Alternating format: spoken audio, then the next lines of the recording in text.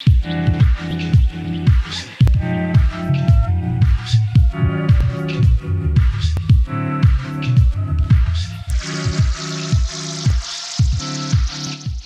everyone, and welcome to our session. This is #MeToo at School, advocating for survivor supportive policies despite the harmful new Title IX rule. My name is Naina. My pronouns are she, her, hers. I'm a high school senior from Ann Arbor, Michigan, and I'm on the policy and advocacy team over at Know Your Nine, and I'm going to pass it over to Faith to introduce herself. I'm Faith Ferber. My pronouns are she, her, and hers. I'm a survivor of sexual and domestic violence. I'm a student engagement organizer with Know Your Nine, and I'm currently based in New Jersey. My name's Maha, Ibrahim. My pronouns are she, her, hers. I'm a women's and girls gender civil rights attorney at Equal Rights Advocates out in the San Francisco Bay Area. Hi, everyone. My name is Elizabeth Tang. My pronouns are she, her.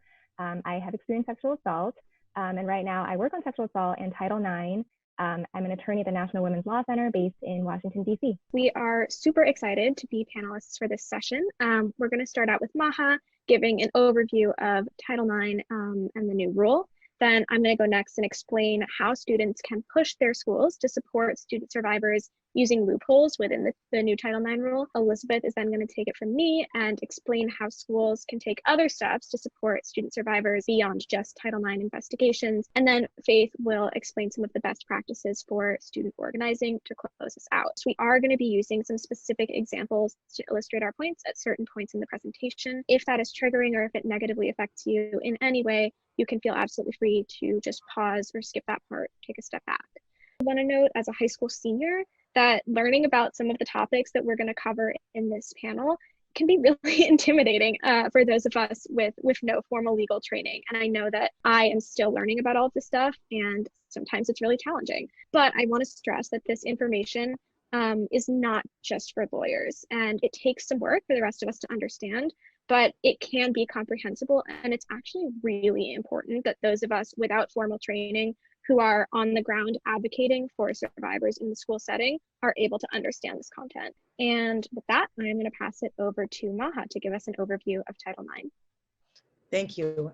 So I'm going to give an overview of the law, but as was just said, these are your rights. And our job as lawyers isn't to own the rights or hold the rights or be elitist about them. Elizabeth and I and our organizations are here, as well as Know Your Nine, to give you anything you need as you go to understand what your rights are and what you want to do. So if anything is confusing or if I go too fast, we've put our contact information and we'll give you any resource we've got and we'll always be there to lend an ear and be helpful. So Title IX is a federal civil rights law and it protects students from sex discrimination. And sex discrimination includes sexual harassment and violence. A federal civil rights law means that it's a right that your school owes to you. It belongs to you, your school owes it to you.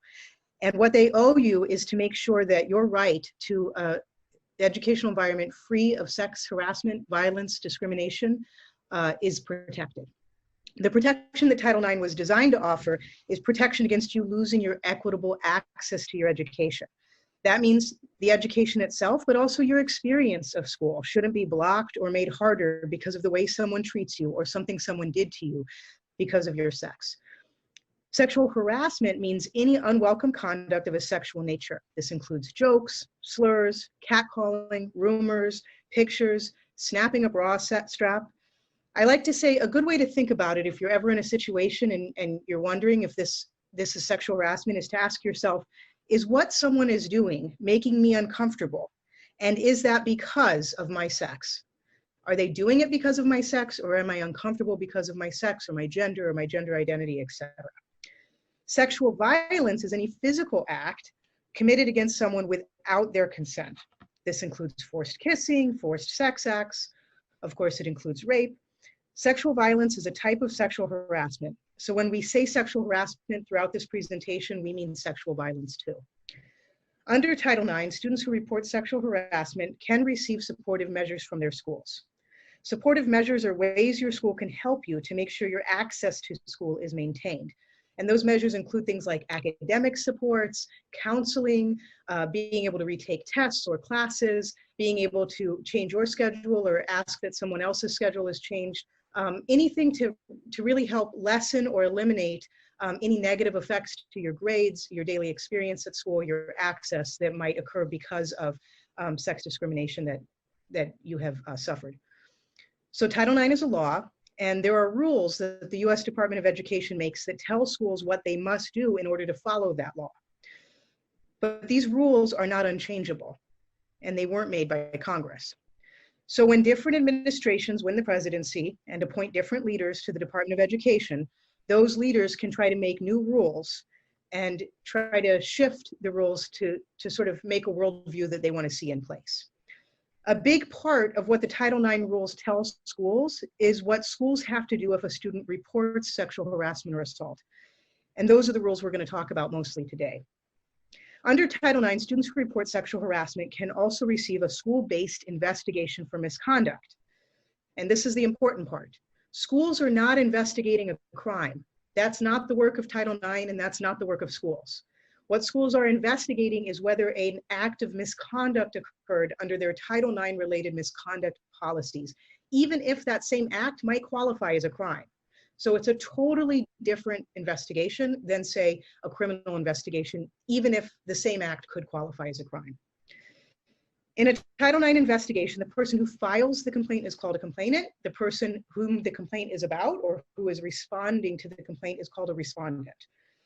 If after the Title IX investigation, the school decides that the sexual harassment or sexual assault likely happened, they can offer more supportive measures to the complainant or any other kind of help. And they could also choose to punish the respondent. Although Title IX doesn't require punishment, Title IX is not a zero tolerance kind of punitive policy. Although what they do in response to their findings does need to be effective.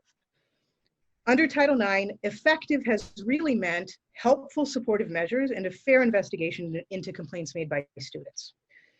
Now, the work to get the rights we have under Title IX to the place they need to be, which is a strong and rich place based in the real lived experiences of students and student survivors, has been underway basically since Title IX became a law in 1972.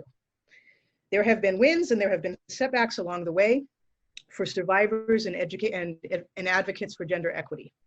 Sometimes the wins or setbacks happen in court, sometimes they happen in politics. Right now, in our lifetime, we are in a very important and historic civil rights moment for Title IX, which has been triggered by politics. The Department of Education under Secretary Betsy DeVos issued a new Title IX rule in May 2020. That new rule went into effect just recently, a couple weeks ago, August 14th, 2020. Under the new rule, it is much harder to get helpful supportive measures or a fair investigation, or in some instances, any investigation at all. I'll tell you a little bit about why it's harder, but I want to preview for you that my co-panelists will also share a lot of great ideas and tips for activism and approaches to fight for better policies and better experiences for survivors on campus. Here's how the new Title IX rules tries to force schools to do harmful things when students report sex discrimination. There are three major categories of concern with this new rule.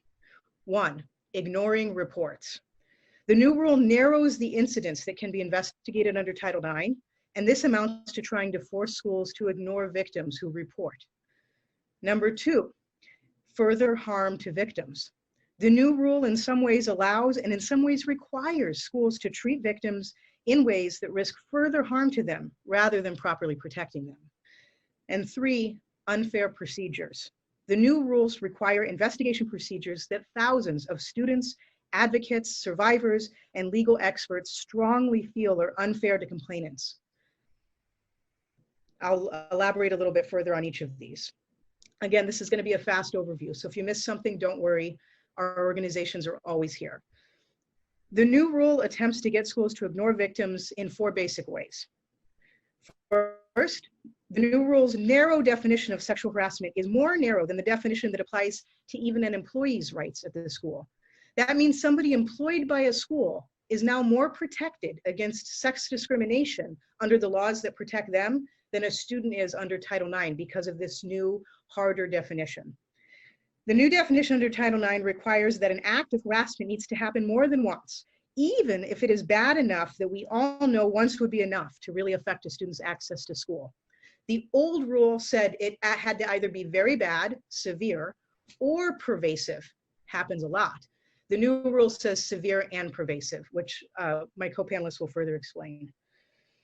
Second, if a student is sexually harassed online by a classmate or teacher and it happens on a non-school platform like Instagram or TikTok, instead of on a school platform like Zoom or Blackboard, then the school must dismiss the Title IX complaint under the new rule. Now, this is just nonsensical.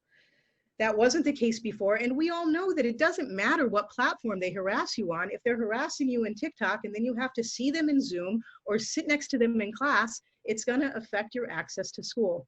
The new rule makes these arbitrary delineations between what the school controls and what it doesn't control, what is a school platform and what isn't. Another example, if a student is raped by a classmate at an off-campus apartment or an off-campus fraternity party in a fraternity that's not officially recognized by their university, then the school must dismiss their Title IX complaint under the new rule. Again, this arbitrary geographic delineation. We know it doesn't matter where it happened if you still have to see the people that were involved. One more example. If a student is sexually assaulted by a professor during a study abroad program, the school can't investigate it under Title IX because it didn't happen in the United States. Third, if a student is too afraid to file a complaint while they're at the school, say against a coach or a thesis advisor, an employee or a long-term student like a doctoral student or even a fellow undergrad or fellow high school student, if the person that was harmed waits until they graduate or transfer or otherwise get pushed out or leave school, and then they feel safe enough or otherwise have the fortitude to report, the school cannot investigate. You have to report while you're enrolled to have a right to a Title IX investigation under the new rules. That wasn't the case before. On the same note, if the harmer leaves, graduates, transfers, retires, quits, the school can choose to dismiss the investigation. So if you had a teacher or a coach who did terrible things to many students for many years, and then they just throw up their hands and quit when they're when people are trying to hold them accountable, the school could choose to just drop it and not look into it further. And fourth, the new Title IX rule allows schools to ignore sexual harassment unless it's reported to a very narrow set of school employees. They call these people people with the authority to take corrective action, but they don't define who that is. They say it can be different for every school since schools are so individual, and they don't require that schools tell the students who those people are. So you could think you're reporting to somebody who makes all logical sense, should be responsible to you, and should therefore make the school responsible under Title IX, and it turns out they just weren't on the list. Second, how the new rule can cause further harm to victims. There's three major ways that the school threatens this kind of harm. First, the new Title IX rule allows schools to treat survivors poorly or for the school to be a hot mess in their own processes when you report, as long as they aren't being clearly unreasonable. All these words mean something in the law, and we don't need to sort of suss that out. You don't need to fight that out, but just know that that's ridiculous. For somebody to be clearly unreasonable before they violated your civil right, it's a higher standard than it used to be. And most advocates think it's just wholly unnecessary, and it wasn't put in place at all to help Title IX be a strong law. Second, the new Title IX rule limits the type of supportive measures a school can provide for a survivor. Importantly, it says that the school can't provide supportive measures that are burdensome to the respondent. Well, what if you have classes with the respondent? That would mean that only the survivor can get moved. So in effect, your whole life gets turned upside down for reporting, but they're not allowed to touch the schedule or gym time or field or track time or whatever, the comings and goings of the other party involved. We don't think that's fair. Third, the new Title IX rule allows schools to use a process called mediation to resolve complaints of sexual assault. As a lawyer, let me tell you, there's a lot wrong with mediation in this context, but the big takeaways are this. Mediation is a process that assumes that both sides are at least a little bit at fault. We know that's not the case in sexual harassment and assault. Only one side's at fault. You cannot be at fault for your own sexual harassment or assault. There is nothing you can ever do to warrant that kind of harm. Second, mediation is inappropriate for sexual assault and sexual violence. Mediation is about bringing two parties together to negotiate and make a deal. All the experts, and not just legal experts, but mental health experts, counseling experts, survivor experts, they know that this is just really off base when it comes to sexual assault and violence, and it shouldn't be in these new rules, but it is. The third way, unfair investigation procedures. The new rule requires schools to inform every student who files that there is a presumption of innocence that means a presumption that the person they're saying hurt them didn't hurt them. That's not required for any other misconduct. If you say somebody hit you, the school doesn't have to perform the whole investigation assuming that you weren't hit. That's a special requirement that's now only in place with sexual harassment and sexual assault allegations, and it's unfair. It can cause a chilling effect on the reporter and make them feel unbelieved from the moment they report. Second, it allows schools to delay their Title IX investigations as long as there's an ongoing criminal investigation. Criminal investigations can take years or months. They have totally different standards. They're looking at totally different questions than school misconduct investigations. And many survivors don't want to file a criminal investigation in lieu of a Title IX investigation. They're looking for, if they file both, or even if it's not their choice because there was mandated reporting involved, another adult had to report to the police. Those two processes are looking at two different outcomes. A school misconduct investigation is about what you need to stay in school and to have equitable access to school. It needs to be prompt, it needs to be fair, and it needs to affect your life at school right now. A criminal investigation is whether somebody committed a crime and whether the state, the government, can take away their liberty. Those are just totally different. One takes a really long time, and to say that they can delay Title IX for a criminal investigation is just incongruous. It just doesn't match up in any way. The new Title IX rules now allow schools to choose between two different standards of evidence. There used to only be one standard of evidence, which was the preponderance of the evidence, which is what the US Department of Education used to suggest schools adopt. Preponderance means more likely than not. It's like a 51%. Now schools can choose between preponderance and clear and convincing. Clear and convincing is much higher. And in interactions between students or in sexual harassment, or sexual assault interactions between an adult and a student or a teacher and a student, that kind of evidence just usually doesn't exist. Again, it's not a criminal process. There's not a police investigation. It's simply a student going to their school and saying, this happened to me and I need assistance. So that's a very dangerous standard, higher standard that schools are now allowed to apply. And fourth, all colleges and universities must conduct live hearings with cross-examination of all parties and witnesses. This means that survivors must be cross-examined by their respondent's advisor, who might be an angry parent, an ex, a fraternity brother. It could be anybody. We have like 5 million reasons why this is super terrible, but I'm sure you can come up with a bunch on your own just now when you heard me say the words live cross-examination. I want to turn it over to my co-panelists who will share solutions and hope and where we can all go together as we fight in this very important civil rights moment. But I'll just say this: live cross-examination has no place in school misconduct proceedings. Schools are not courts, advocates are not lawyers, and even if they are, that could be even worse, to have a trial lawyer conducting cross-examination in a school misconduct hearing. In summary, the new Title IX rule is very dangerous and cruel. The good news is that legal compliance is one thing, one very specific technical thing, but caring about students is a whole different thing. There are still many things students can do to move schools from compliance to care. And my co-panelists are now going to share those insights with you so that you can see how you can fight and do that good work. Lastly, again, just one last thing as a lawyer I want to tell you, and I mean it, I've done this for 5 years. If a school ever tells you they can't work with you, can't meet with you, can't come up with creative solutions with you, can't listen to your ideas, or they listen to your ideas in an infantilizing or dismissive way, and they try to blame the law, or they try to blame their lawyers, or they try to act like you just don't understand, they are lying.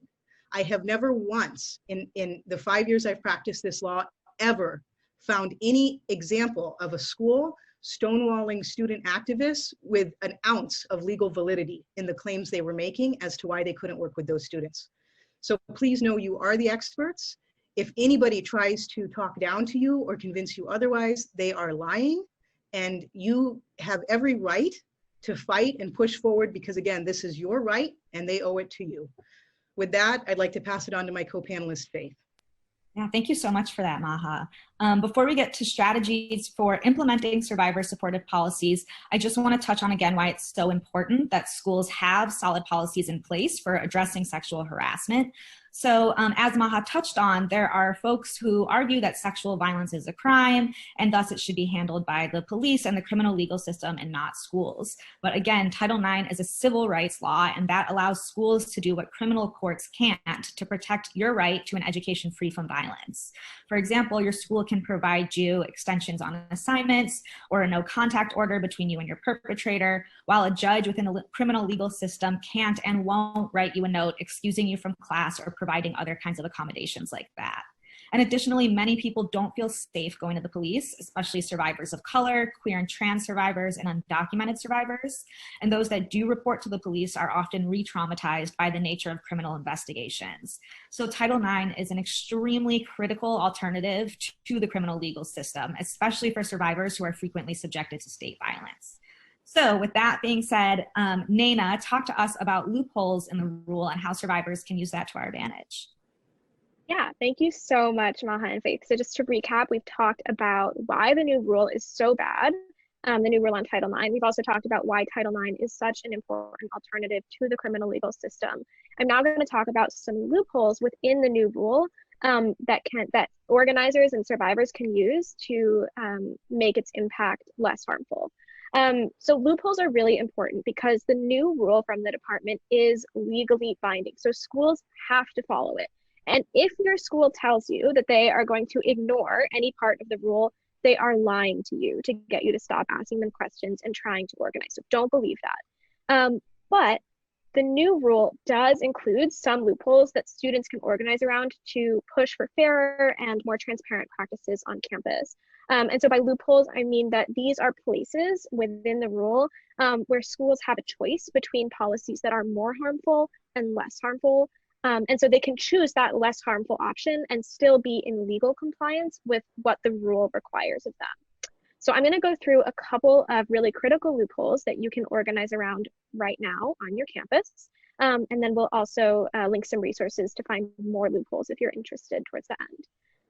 So our first one and our most complex one is creating a sexual misconduct policy that exists separately from Title IX. And the reason to do that is to protect a broader base of survivors. So the new rule explicitly has a provision that states that schools are allowed to create their own separate policies that are not tied to Title IX and to the new rule. And these separate policies still can have the power to dictate what kind of complaints of sexual misconduct a school needs to respond to, as well as how they need to respond to those complaints. So this is really critical in relation to the new rule, because now that the scope of Title IX has been weakened by the Department of Education, these separate policies can still be used to make sure that violence that is no longer covered under Title IX still is addressed. And then if it was addressed under these separate policies, it wouldn't be a Title IX complaint, but it would be a complaint under a separate policy that is like specific to the school. So for example, as Maha noted, under the new rule, schools are legally required to dismiss almost all Title IX complaints of off-campus violence. So that is, again, violence that happens during study abroad or in off-campus housing, things like that. But we also know that a lot of the violence that students experience happens in these, off-campus locations, and that it still impacts their access to education, even if that's where it occurs. So although these locations are no longer covered under Title IX, if a school has a separate misconduct policy that does cover off-campus violence, then that policy can be used by survivors who need supportive measures or who need their case investigated instead of Title IX. So again, that separate policy can cover the off-campus violence that Title IX no longer does. And it's not just about location either. So as Maha also noted, the new rule also outlines a very high, very narrow standard for determining what sexual misconduct does and doesn't have to be addressed by schools, again, under Title IX, and that's a really critical piece. So the new Title IX standard put forth by the new rule states that schools only have to address violence that is so severe, pervasive, and objectively offensive that it denies a person equal access to education. And just want to reiterate again, that means that the violence needs to be very bad and it needs to happen a lot. But there's a lot of different types of violence, and things like being catcalled in the hallway, or even experiencing an abusive relationship, what we call intimate partner violence, which is a type of violence that's not very well understood by schools. Those things can be overlooked by schools now, because even though we know that they can really impact educational access, it can be argued that they don't meet this new Title IX standard of the harassment that merits investigation and supportive measures. So a separate process can be really critical for covering these types of violence that are no longer covered by Title IX. Because a separate process can impose a standard that is less narrow than the one in the rule. So if a survivor experiences violence that doesn't meet the Title IX standard, they can turn to this other separate policy to get their school to work on their case instead. And one last note on this, the rule says that schools can choose to use a separate process, so again, unrelated to Title IX, to address incidents of harassment or violence that happened before August 14th, 2020, which is when the rule went into effect. So if someone was assaulted during study abroad in February 2020, their school can still choose to investigate their case right now, even though under the new rule, it wouldn't be covered because it happened under study abroad. So in summary of this loophole, student organizers should be pushing their schools to implement a sexual misconduct policy that is separate from Title IX and that covers the violence that Title IX no longer covers. Loophole number 2, supportive measures. So under the new rule, schools can choose to provide supportive measures to survivors no matter what their case status is. But it's not always required of schools. So this is another area where they've got that choice. And we've already talked about supportive measures, but just as a refresher, those are things like extensions on assignments, excused absences from class, access to counseling, other things like that. So under the new rule, even after there's been maybe a dismissal of a case, or maybe a respondent, so a perpetrator, has been found not responsible after an investigation, the complainant or the survivor can still get supportive measures from their school. Schools can still choose to do that. So this is important because there are going to be lots of cases, very valid, legitimate cases, that get dismissed under the new rule because of the exclusion of off-campus violence, because of the narrow standard of harassment. And in those instances, the rule doesn't require schools to provide these supportive measures, but it says that the schools can choose to offer them. So student organizers should push their schools to commit to offering supportive measures in those instances where they have a choice.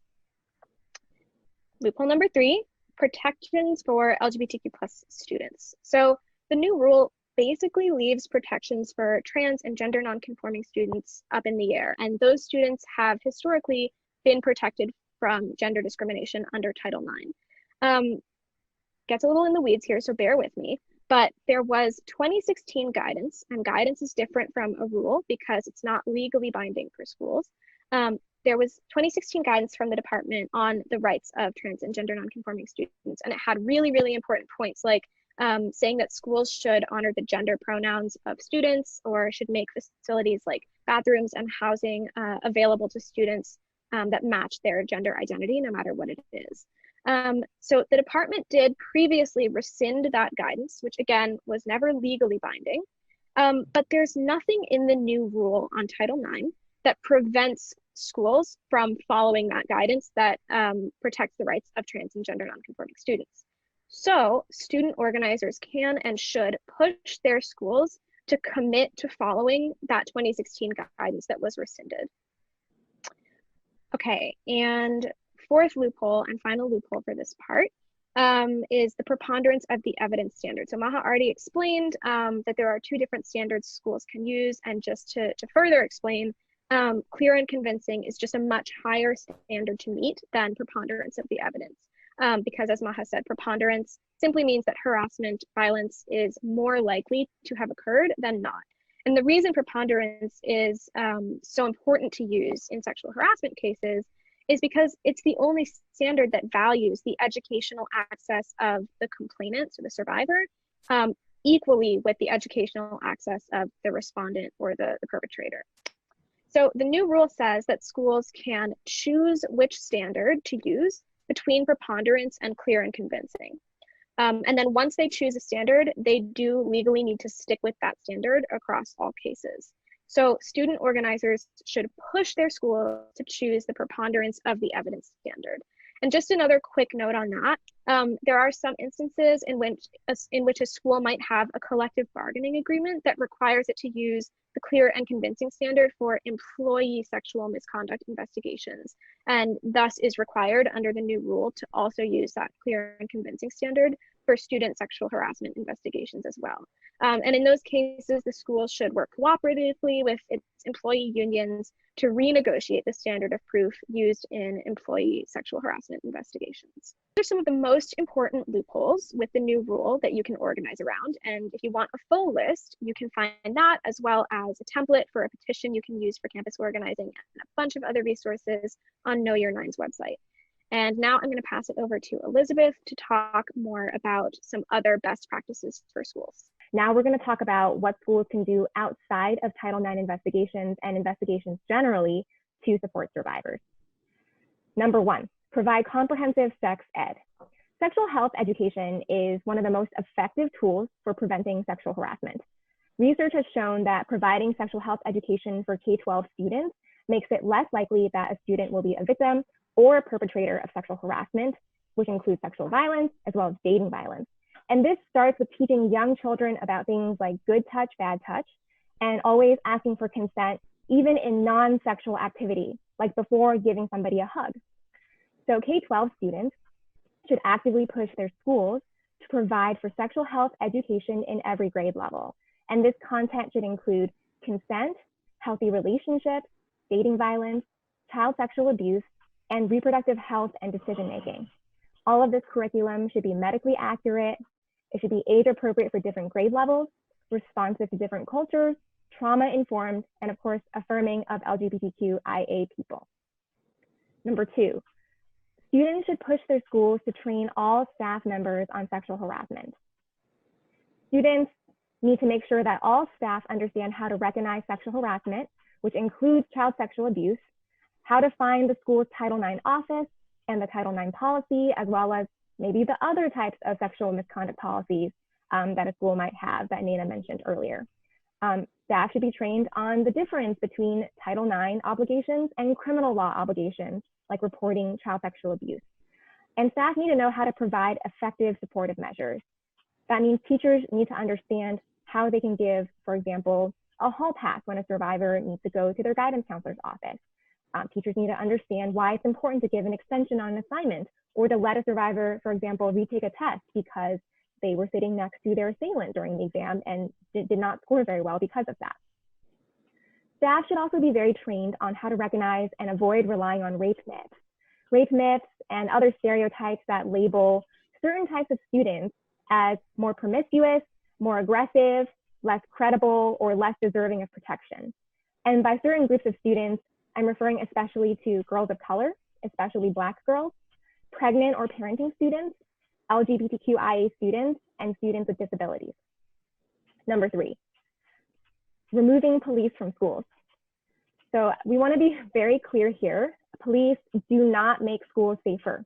There is a very long history of police violence towards students and communities of color. Students of color, especially Black and Indigenous students, are also more likely to be arrested by school police. They're not safer. They are put in more harm when there are police in schools. It's also important to understand that police are often the people who are also sexually harassing and assaulting students. Many of you may know, especially from the recent uprisings against police violence, that sexual misconduct is the second most common type of police misconduct. That same risk of sexual misconduct by police exists in our schools. For example, we at the National Women's Law Center have heard from many students about school police officers, quote, dating teenage girls in middle and high schools, and particularly targeting girls of color. This is child sexual abuse. Children absolutely cannot consent to sex with an adult, and certainly not to sex with an adult carrying a weapon. Study after study has shown that having police in schools does not make schools safer, but it does push more students, particularly Black and brown students, out of school and into the criminal legal system. And of course, not to mention, school police are extremely expensive for all of the harm that they cause. This brings us to our next point, number 4, invest in non-police adult helpers in schools. A recent report from the ACLU, the American Civil Liberties Union, showed that in K through 12 public schools in this country, we have 1.7 million students who are in schools with school police, but 0 counselors. There are 3 million students in our public school districts who have police, but no nurses. 6 million students in public schools with police, but no school psychologists. 10 million with police, but no social workers. And 14 million students who have school police, but they have no counselor, nurse, psychologist, or social worker. This is absolutely unacceptable. Schools must fund these critical student services, and they can do so by reallocating the money that is saved when they remove cops from schools. We do want to stress, of course, that this is not a simple solution. Counselors, nurses, social workers cannot serve as proxies for the police. And this has been true historically in many communities.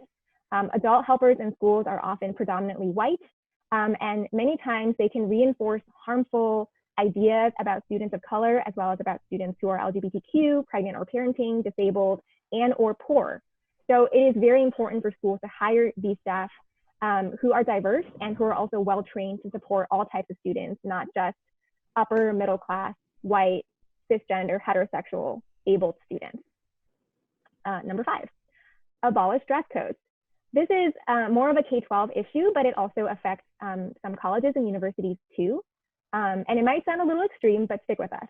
So very simply, dress codes promote rape culture and they deprive students of equal opportunities to learn. Dress codes are often very sexist and racist on their face. And by that, I mean they often target clothing and hairstyles that are worn by girls and by students of color, especially Black and or Muslim students. Dress codes are also often enforced in a discriminatory manner, which means schools are more likely to send somebody to the principal's office for a dress code violation when that student is a girl or is Black or brown, transgender or gender nonconforming, or curvy or fat. Then when the student is a boy or is white, cisgender, and or thin. And that is the case even when 2 students are wearing the exact same outfit or hairstyle. One of them is more likely to be dress coded than the other.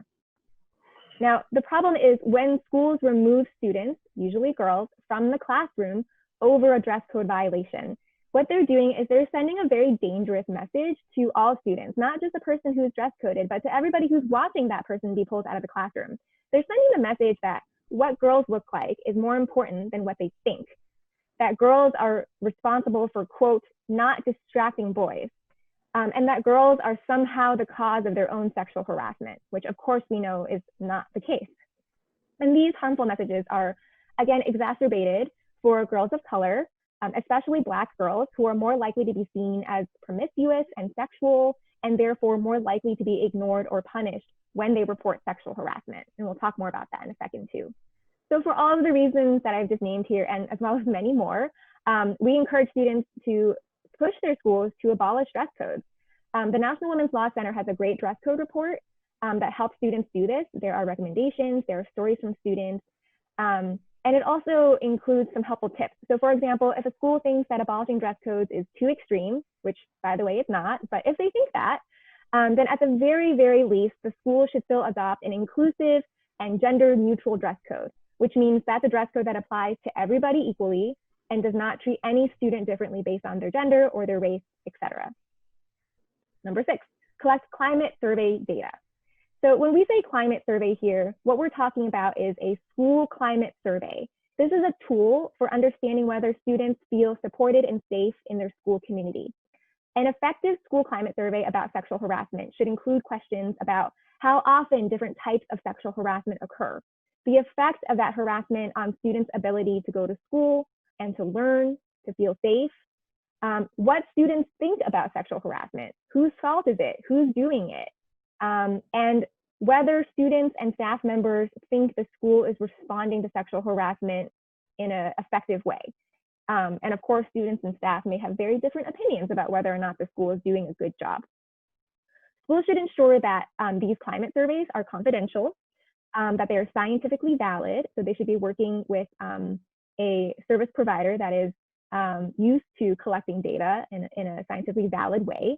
And these climate surveys should be conducted at least once every 2 years.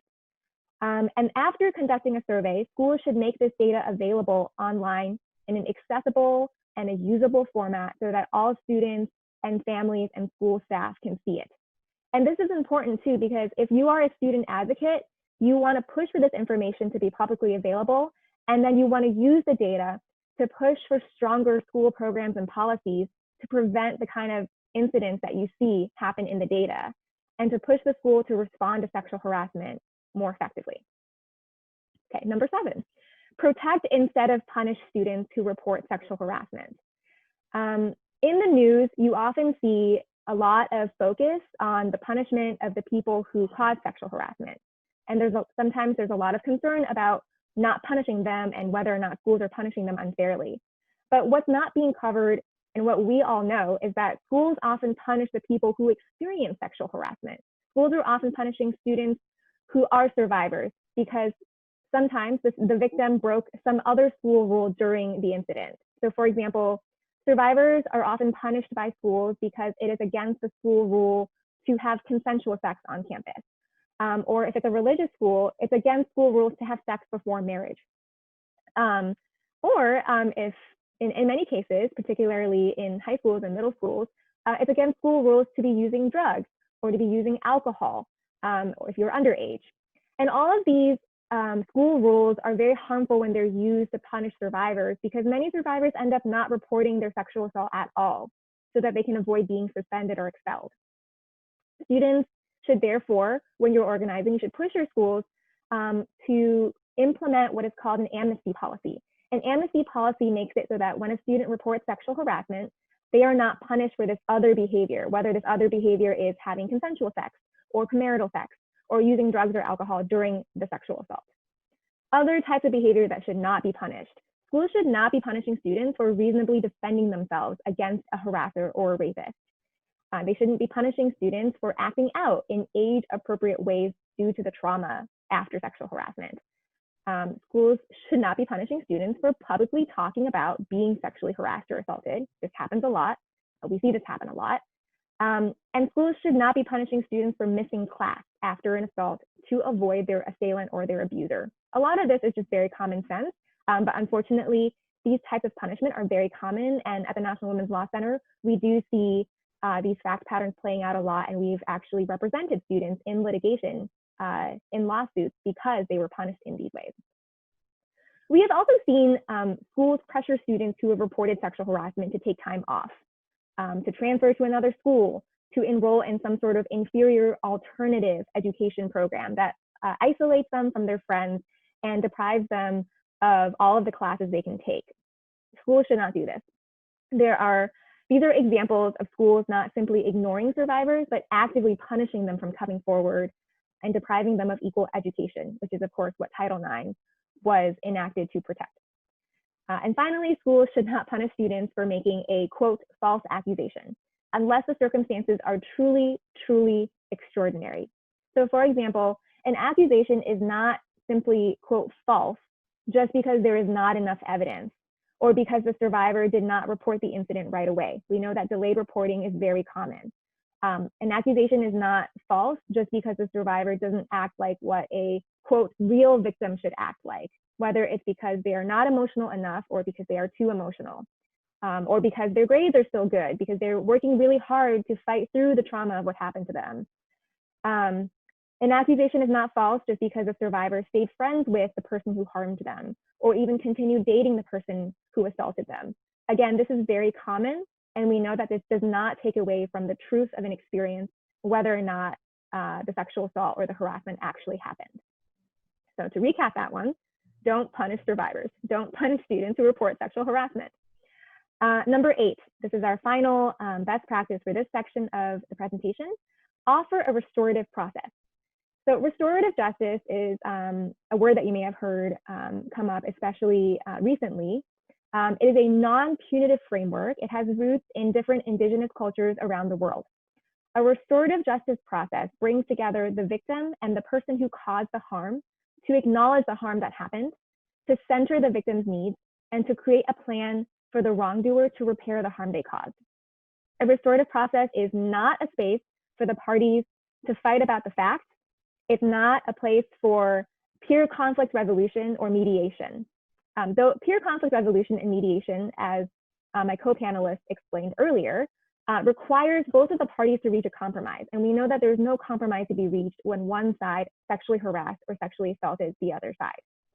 What a restorative process is it requires the wrongdoer to admit that they caused the harm and allows them to make amends to the victim and to re-enter their shared community. So for example, in a school setting, to re-enter their shared school community and be part of the community again and be trusted by their classmates again. Studies have shown that when a restorative process is done well, victims of sexual harm feel safe, they feel respected, and they would recommend the process to other people. And the students who caused the sexual harm better understand why what they did was wrong.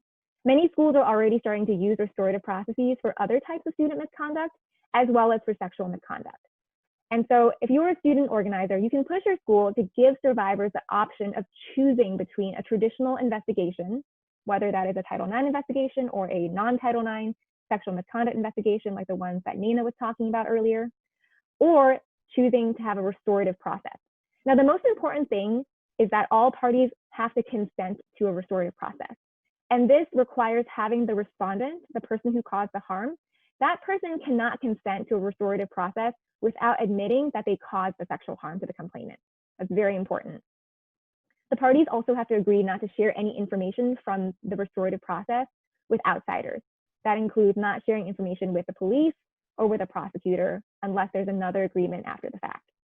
The facilitator of the restorative process must, of course, be very well trained, and both parties must have the right to stop the restorative process at any time and start a traditional disciplinary process or investigation. And this is very important because you don't want students to be locked against their will in a restorative process that has gone badly, where, for example, the respondent is uncooperative or makes the survivor feel unsafe or further traumatized. So those are 8 best practices that schools can do outside of an investigation. And we encourage student organizers to push your schools to adopt these practices. And now I will turn it over to my co-panelist, Faith, to discuss how you actually organize. So Naina and Elizabeth have done a really great job breaking down all the possible areas where schools can implement more survivor supportive policies. And so now I want to dive into how to successfully organize once you've hammered out your demands. So the first thing I recommend is don't recreate the wheel. The first step in organizing is to find out what has already been done or tried.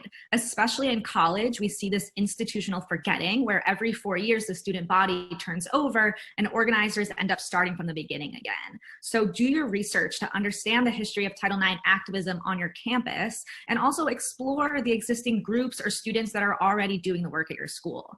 Our movement actually becomes weaker and we lose power when we redo things that have already been done or when we copy or contradict existing efforts. So you always want to start with examining your history. Then you're going to build a team and coalition. So if you find that in doing your research, there are other groups or students that are already doing that work, that's great. You can reach out to them and ask how you can get involved, how you can plug in. If not, you can start building an organizing team by reaching out to your friends or other students. I often hear people say like they don't know who to reach out to. All you need is like you, a friend or two that cares, and you're good to go. So it's really important to have a small team of people to organize with because A, you don't want all of the work to fall onto you, but also B, it's really, really important to have multiple perspectives and ideas coming together. But also at the same time, you don't want too many cooks in the kitchen. So I feel like the sweet spot tends to be 3 to 5 people as kind of your core organizing group. And then another really crucial aspect of activism is coalition building. Oppression does not exist in a vacuum, and so our organizing should not exist in a vacuum. You need to share your demands with other student groups, such as those advocating for racial justice or climate justice, and ask them for feedback. Do they support the demands? Do they have any concerns, especially about unintentional harm that may occur as a result of a demand? Do they have other demands that can be lifted up and included? So determine how your groups can work together to achieve the changes you all seek. That's the best way to move in coalition with each other. Next, you're going to determine your specific targets. So it matters who you target with your demands. Without a specific target, so if you just target the University of Michigan, schools have the ability to shirk responsibility for responding to your demands. And if you target the wrong person, your campaign will lose credibility. So you need to work with your team to determine a few things. Who has the power to make the changes you seek, whether or not those people who have the power are an ally to your cause or not. How those policy decisions are made. So whether they have to be approved by the board or go through start from a task force, what that legal process looks like, all of that bureaucracy aspect of organizing. And then you want to know when policy decisions are made. Are they made over the summer? Do they review policies? Do they review them regularly at board meetings? Do concerns have to be brought up before policies are kind of reconsidered? Those are all things you want to figure out. And then additionally, you can also explore who has the power to influence the decision makers. So those would be your secondary targets, and those are people that you can use to help get your decision makers to do what you want. So to do that, we need to use inside and outside organizing. Once your team is built and your demands are written and your targets are identified, it's time to take action. And we split our action into two categories: inside organizing and outside organizing. Inside organizing means working within the system to achieve the change you want. So that could look like setting up a meeting with the decision makers, whether that's the president of your school or the Title IX coordinator, or you could utilize student government to kind of create change that way through pushing your demands. And outside organizing works outside the system to apply pressure. So that can include protests and sit-ins and strikes, utilizing the press, and organizing alums and donors and things like that. So whether you organize from the inside or the outside will just depend on your personal style and your school's unique climate. But the most effective way to organize is by utilizing both inside and outside tactics. And figuring out where folks feel comfortable organizing is another thing that you can focus on when you're building out your team in the first place. So for me in undergrad, I really didn't get along with my administrators very well. They didn't like me. I was much more comfortable doing outside organizing and applying pressure that way. Now I'm in grad school and they sort of like me, I guess. And I've been able to just have really productive meetings one-on-one with the Title IX coordinator. So now in grad school, I'm doing a little bit more of inside organizing. Undergrad, I did more outside organizing. But again, you really need both to achieve your goals. And then lastly, you want to focus on what motivates the school. So schools are businesses and they're motivated to act on the things that influence their business. Oftentimes what's in the school's best interest, like not being known as a school with a rape problem, is in contradiction to what's in the student's best interest, like having sexual violence adequately addressed. So when planning what tactics you'll use to get your demands met, you want to focus on the three things that motivate schools the most: reputation, money, and matriculation. So schools are terrified of bad press, often because it impacts money and matriculation. So going to the media to air out the school's dirty laundry can be hugely effective. I did that a lot in undergrad, which is why they didn't like me. So reach out to student newspapers, local media, let them know what your school is doing wrong, what you're demanding, and why it matters. The why it matters is really, really important, because bad press is often the quickest way to get your school to act, and they're not going to write any kind of story on you if they don't think it matters. To influence profits, you can turn to large donors and alums and ask them to commit to not donating until your demands are met. So you want to make sure here that people aren't just not giving money, but are also explicitly explaining why they won't donate and under what conditions their donations would resume. So that will make it completely clear to the school that the lack of donations they're receiving is 100% tied to their lack of survivor supportive policies. So if you're getting a text or a call from some poor undergrad student working to get money from you, and you say, I'm not donating until the school meets these demands, that student hears that a bunch of different times. They're going to end up going and saying, hey, this is what we're hearing. This is why people aren't donating. So that's really, really important. And then finally, you can also utilize current students and prospective students by having them commit to either not returning to school or not enrolling in the first place until your demands are met. So it's obviously super important that prospective students are aware of their school's faults, and schools care what prospective students think, because this influences their reputation, money, and matriculation. So you can also consider planning actions around campus tours or other prospective student events. I've seen a lot of quick change happen when students start passing out cards to touring families with details of how the school fails to respond to how the school fails to respond adequately to sexual violence and sexual harassment. It's obviously a little bit more difficult when a lot of us aren't on campus because of COVID, but there will still be online virtual events for prospective students, and you can definitely make your voice heard there. So those are my recommendations for best practices, and I'm going to turn it back over to Elizabeth. And want to give a special shout out to students in the audience. We are here, all of us, as resources to support you as you organize to advocate for better policies at your school. We cannot emphasize enough how important it is to hear student and survivor voices in this fight. You are the experts of your experiences, and you have the solutions that are necessary to make a change in this fight. And so we want to be there for you. So thank you again so much for joining us. Take care.